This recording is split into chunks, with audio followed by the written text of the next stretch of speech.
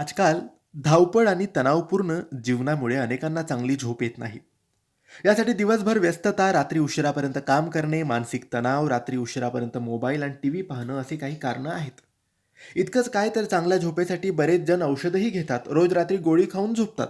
पण याचा आपल्या प्रकृतीवर विपरीत परिणाम होतो.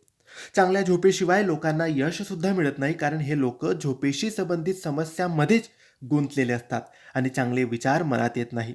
आणि ज्या लोकांना रात्री चांगली झोप येत नाही, त्यांच्या उद्याचा दिवस पूर्ण खराब जातो.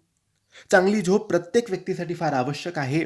त्यामुळे तुमचा थकवा दूर होतो आणि शरीरात पुन्हा एकदा ऊर्जा येते. ताजेतवाने होऊन तुम्ही नव्या दिवसाची उत्साहात सुरुवात करतात.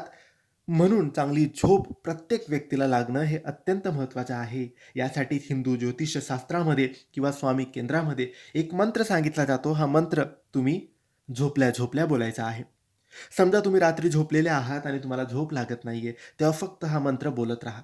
1 वेळेस नाही, 11 वेळेस नाही. जेवढ्या वेळेस बोलता येईल तेवढ्या वेळेस बोला.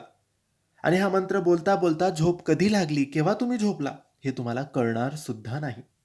म्हणून जेव्हा तुम्हाला झोप नाही लागणार, तेव्हा सगळे विचार बाजूला ठेवा. कोणतेच विचार करू नका. फक्त हा मंत्र बोलत राहा, हळूवार बोलत राहा आणि बघा, कधी झोप लागली, कधी सकाळ झाली कळणार सुद्धा नाही. तर हा मंत्र काही असा आहे. या देवी सर्वभूतेषु निद्रारूपेण संस्थिता नमस्तस्यै नमस्तस्यै नमस्तस्यै नमो नमः. या देवी सर्वभूतेषु निद्रारूपेण संस्थिता नमस्तस्यै नमस्तस्यै नमस्तस्यै नमो नमः. कमीत कमी 11 वेळेस बोललो किंवा 21 वेळेस बोललो तरी मध्ये केव्हा झोप लागली हे कळणार नाही. म्हणून मोजू नका.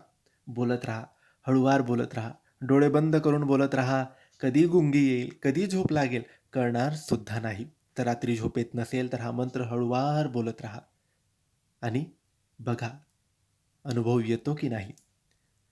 श्री स्वामी समर्थ.